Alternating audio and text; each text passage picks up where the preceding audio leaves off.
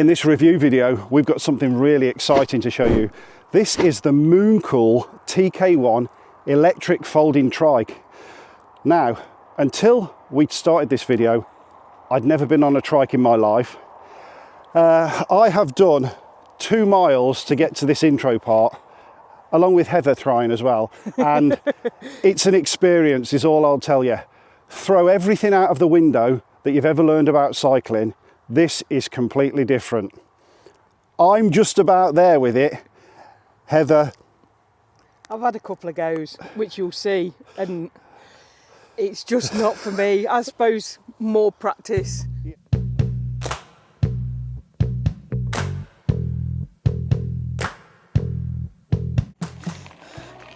Okay, this is really weird. I'm giving it a go, and I just feel like I'm overcompensating the steering all the time. I'm not a confident rider at all. I've got better on a 2-wheel, but I'm sure giving it time, you know, to get used to it, but I just don't feel comfortable on it at all. I know it's probably not going to fall over, you see. I just can't get it right. I like to say that is no detriment to the bike at all. It just isn't for me, I don't think.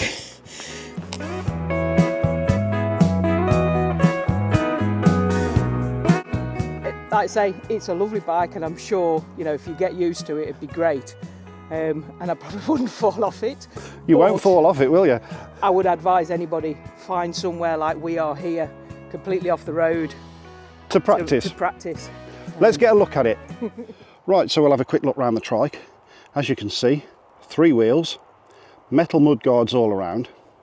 It has got hydraulic disc brakes on this, 180mm discs front and rear. 2 cargo baskets. So you've got a lot of carrying capacity on this.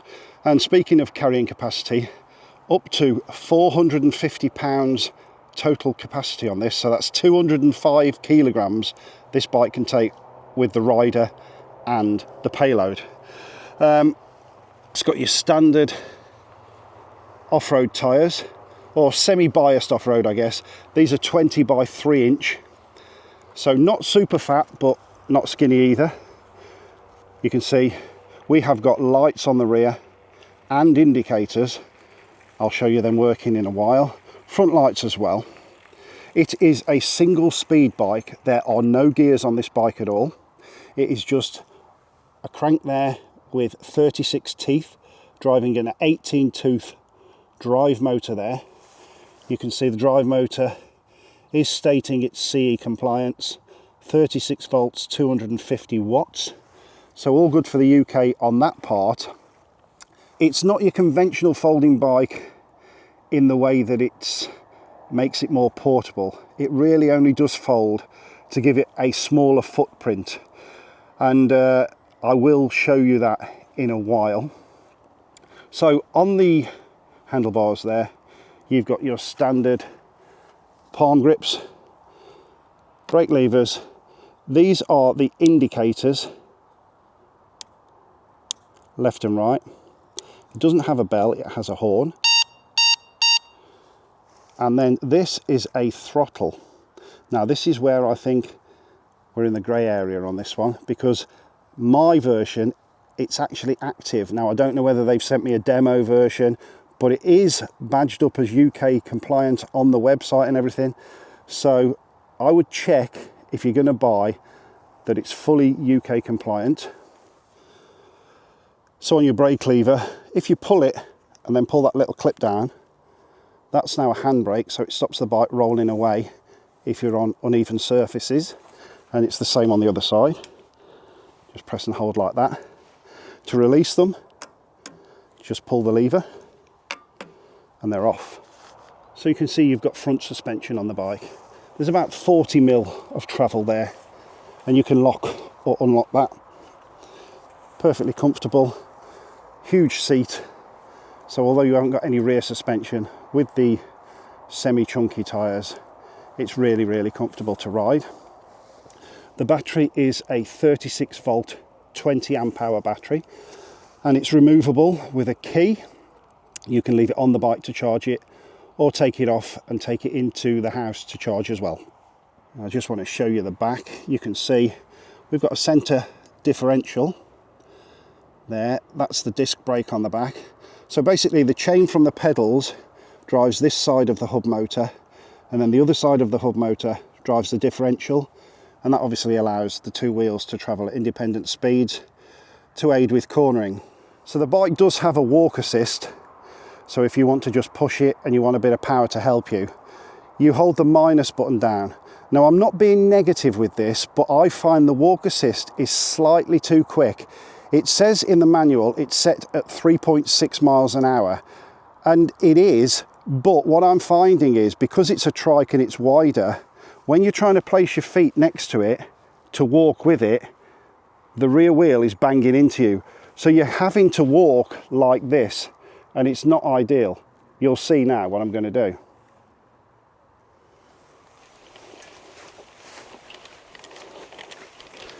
I feel like I should be wanting to walk here, and I can't, so I'm having to walk out like that. Okay, so I'm going to show you how we fold the bike down, and as I've said, it is only semi-folding, really to save the footprint space, I guess. So there's a lever there. You pull that silver lever up and fold that back. That then allows the handlebars to drop. So if you've got to fit it in a car, and I'll insert a picture, I did actually get this into the back of a fairly small estate car. All I had to do was fold it down like that and take the seat off. Seats quickly removes. So you can see it's quite low if you want to move it about. And then to fold the bike in half, there's another lever here. You're going to slide that clip forward, break the bike there, and then it just folds like that. Now, you could take the wheel off just to make it fold a little bit more, but you're not going to save a great deal. It's basically, if you've got that stored in your garage, it's just a smaller footprint, or it will fit into a car slightly smaller. It's not going to fit more compact than that. I have got a photo with the wheel off. As I say, we'll insert that. Then to put it back together, pull the clip, fold the handlebars up, push in, and we're good to go. When I've put the seat back on, you can see you could be really tall on this bike, but I'm going about there. Quick release, and we're done. The handlebars go higher as well. Yeah, the handlebars do go higher. You can adjust them up and down. Again, all on quick release. And the same as if we want to remove the tyre, or the wheel I should say, there's a quick release on this wheel. I'm obviously not going to take the wheel off for the sake of this video, but it is a case of just flip that out, twist that, and the wheel will come out. And then to put it back in, you tighten this one up finger tight and flick that over, and it locks the wheel in place.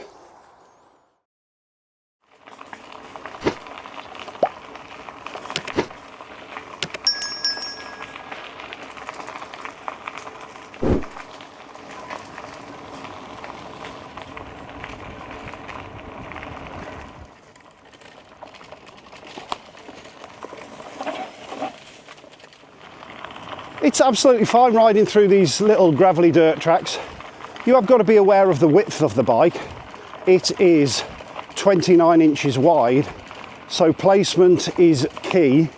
You don't want to stay too close to the edge in case you're hitting a branch that's sticking out, and the same would go for riding it on the road. You're going to have to place yourself slightly out because of drains and such like. But I've got used to it a lot quicker. Heather was struggling with the bike. This is no detriment to Heather, but she's not a confident cyclist. I think anybody that follows our channel will know she's fallen off quite a lot, and it was 30 odd years since she rode a bike when she first started again on the channel, whereas you don't forget how to ride a bike, do you? And I've always been a bit more adventurous, so I've just gone for it really.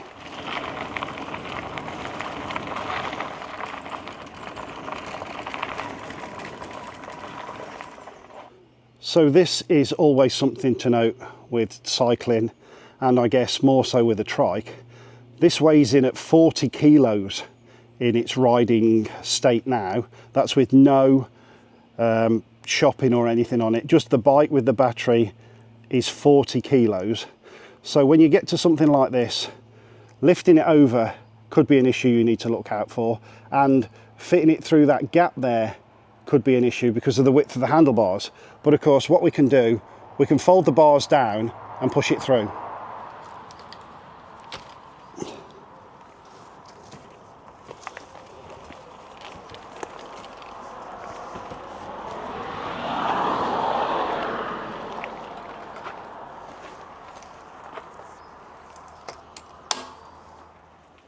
Right, so we're going to do some road riding now.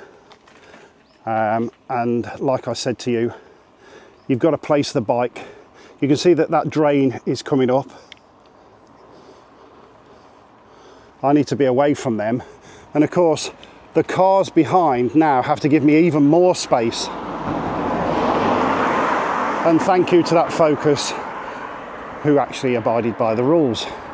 But yeah, I'm going to have to place myself at least here to avoid the drains. Not ideal.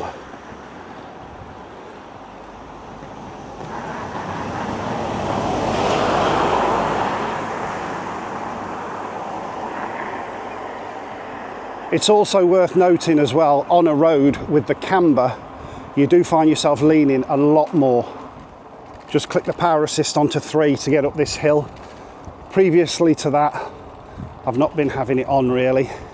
There's no need. The bike, with being single speed, does tend to run out of gearing quite quickly. So if you're pedaling, and if you can see how fast my legs are going round now, and that's only at 10 miles an hour. So although the bike is legally allowed to go 15.5 with assistance, I can't get to 15.5 very easily without being uncomfortable. I've now put it onto power assistance 5 and I'll show you.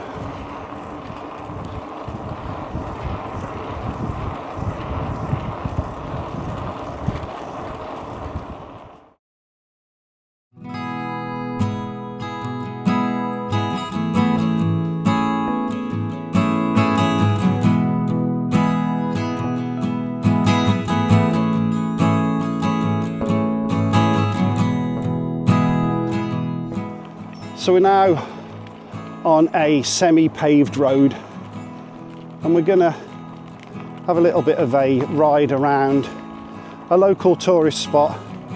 It's a bit of a laked area, and I think this is the ideal type of place where you'd be coming for a bit of a recreation ride. Bike is absolutely fine and suited to go to the shops on and stuff like that for a bit of shopping, but I think it's more suited for stuff like this really, having fun with the kids or the grandkids. Yeah, it's perfect for that. Right, so one thing I'm going to show you with this bike, being a trike, is the turning circle is absolutely fantastic on this because you can't fall off.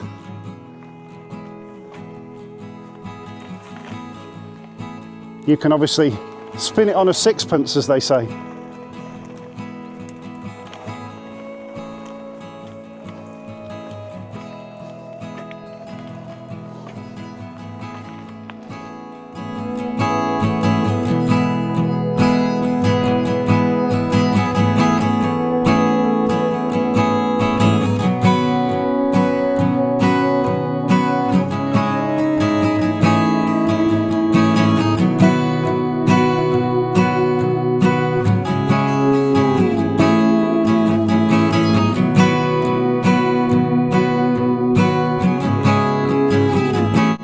Okay, so let's talk about power assist levels. Now you've got power assist 1 through 5 on this, and as with any electric bike, 1 is slightly less than 2, is slightly less than 3, is slightly less than 4, is slightly less than 5. The thing with this one, which seems a bit different to me, is power assist 1, so the lowest power assist, seems to assist you up until at least 7 miles an hour. So it's slightly different than normal, whereas they've usually done increments of, I don't know, 3, 5, 7, 9, 11, etc., something like that. This seems to have higher increments, but they all seem to work okay. And what I'll do, I'll flip the camera around and I'll show you how you can tell when you're getting power and what it actually does. Okay, so I hope you can see this. There is a little bit of a glare. So you can see the plus and the minuses. So we have got no power assist on at all there. Plus 1, 2, 3, 4, 5.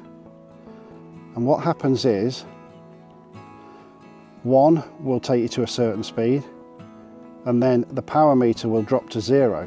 So this power meter moves up when it's powering, and when that's down to 0, it's no longer assisting. And then when it's on 2, the same thing happens. But what's happening then is your speed's increasing right through to 5. But by the time you're on 5, you've topped out at 15.5 miles an hour, and your feet are going too fast anyway. So it's a very comfortable ride around the 10 mile an hour mark on Power Assist 3, I'm finding, is the most comfortable for me anyway. Okay, so I'm going to put the Power Assist on 1. Keep your eye on the power meter. We're providing power, you can see the digital display.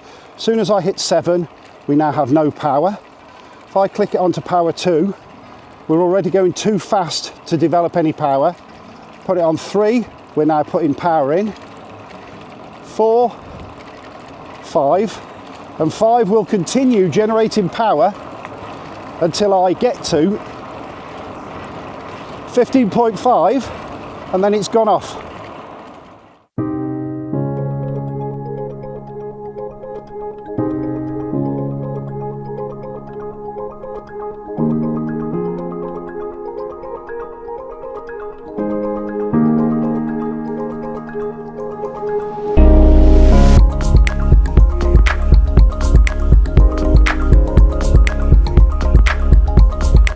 So the bike is marketed as having a 45 mile range.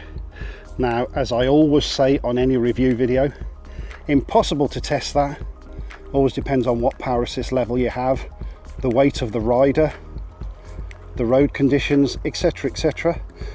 But I'm about 6 or 7 miles in and the battery meter hasn't even moved yet. So point to mention, when the bike was delivered, it was virtually pre-assembled. That was stated as having 95% assembled, and indeed all I had to do really was fit the front wheel, put the mudguards on, put the seat on and fit the baskets. There really wasn't a great deal to it. Instructions are very, very clear in the book, so as long as you can follow the picture instructions, you should be okay. All the tools are provided to do the job, but assistance of a better Allen key to do up the brackets there that hold the mudguards on. They sent you a very small one. I used a longer one I'd got, made it a lot easier. Other than that, pretty easy to do. The only complaint I'd got was the charger that they sent me with the bike for the battery had got the wrong plug on it. That wouldn't have been an issue. You could have just cut the plug off and put a UK plug on, but as it goes, I had got a spare one. So now I've been on the bike a while. You do soon get used to it. I think Heather needs to give it more of a chance, but of course she isn't a confident rider like me. Once you've learned how to overcompensate the leaning, it's absolutely fine. I'm enjoying it. So I think you've just got to be really careful with the camber, that you don't tip over. I think sudden movements are to be avoided, there's no denying that. Certainly a different riding experience on a trike, but I have got used to it and I'm finding it a pleasant ride. I don't think it'd be good for me as a daily ride.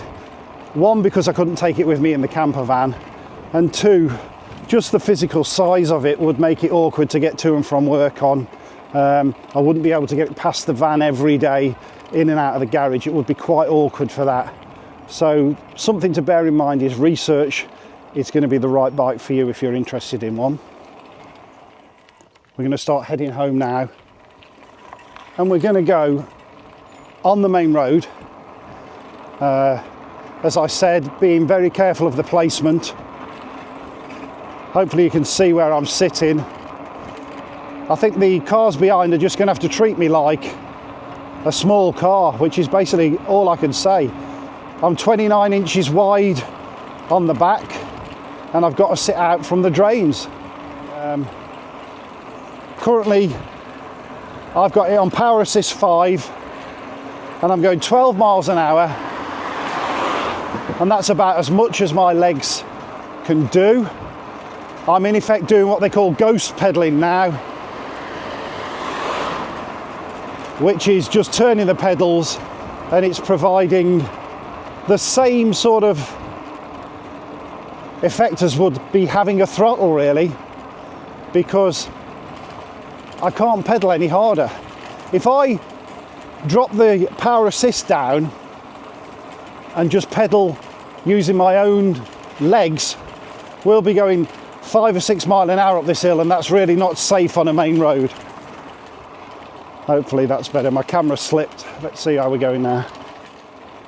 I'm on quite an uphill climb, and absolutely no issues with the power assist helping me along here. It is nice to see that so far every car that's passed me has given me lots of room, but if I could only show you how I'm having to lean on the camber of this road. I'm keeping myself upright, but the bike is following the camera and leaning to the left.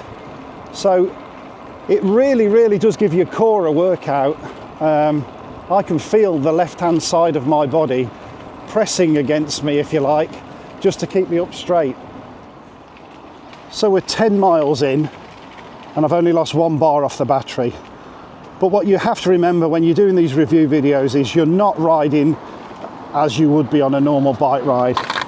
There's a lot more messing around, so it's pretty good going, really, that. I think it's easily going to achieve 30-35 miles total. This is the steepest hill I can find in my local area. So I'm going to have my wits about me going down here. Normally, if I've done a bike review and I've filmed myself going down here, I've joyfully shown you the speedo. But I'm going to need both hands on the wheel for this, so I will just shout out what speed I get to, and then as we get to the bottom, I'll show you how good the brakes are. See, I'm now going 13 miles an hour and I've already ran out of pedals. So it's freewheeling from now on. We are going 18 miles an hour. Getting to the steepest part of the hill now. 20 miles an hour. 22, 23, 24, 25, 26, and on the brakes. Yeah, they stop you. Those hydraulic brakes are fantastic.